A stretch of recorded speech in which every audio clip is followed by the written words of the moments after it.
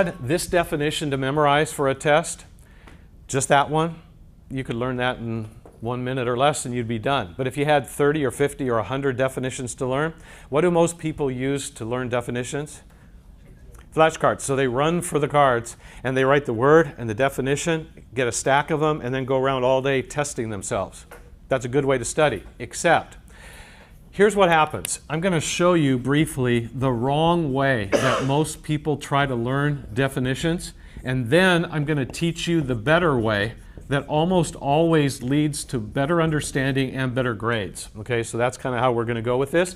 So the wrong way that most people try to learn definitions is this way. And I think some of you, when you see this, you're going to think, that's the wrong way? I thought that was the right way. So here's what it is.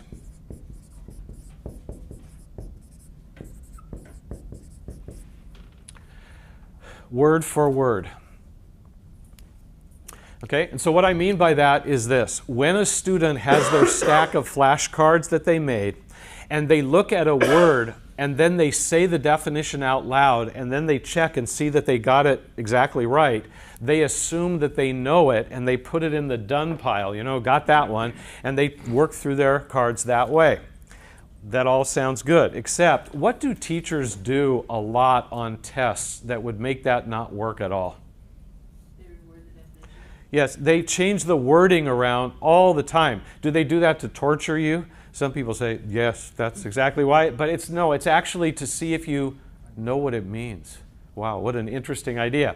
So if you memorize the card and you've got the words and you can say them anytime, night or day, people think, ready for that one. And then if the teacher changes the way it's worded, you're lost, like you never learned it in the beginning. So this doesn't work, okay? The better way involves 4 steps.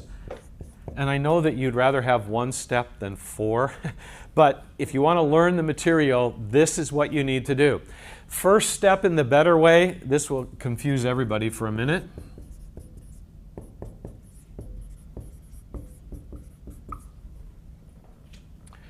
That's step 1. Okay, and I've had people say, well, make up your mind. Is that the wrong way or is that the right way? And the answer is sort of both. Whenever you have a definition you have to memorize, the first thing you have to do is cram the definition in your head. You have to learn it word for word. Okay? But if that's all you do and then stop, that's where problems come in. So this is a necessary first step, but it's only a first step. So for these other 3 steps, I'm going to start to show you something related to this. I don't know what it is about me. Sometimes I look around, see if I have a sign on me, but students come up to me all the time and say, could you test me on my vocabulary? I have a test coming up, and they want me to test them. And I say, okay, when's your test? And sometimes they say, 20 minutes. And I just say, get out of here. I just say, there's nothing I can do for you now. You either know it or you don't. But if they say it's next week or it's in 3 days, I say, okay, give me your cards. They give me the cards, and then this is what happens. I say, your first word is tariff. And they get this look in their eyes that people always get when they're trying to spit back something that they've memorized. It's kind of like this glassy-eyed look. And they say, tariff is a system of duties on imports and exports. And then they look at me and I say, perfect. And they say, yes. All right, let's go on to the next one. And I say, well, wait a minute. Before we go to the next one, could you do me a favor? Could you tell me what tariff means? And they say, I just did.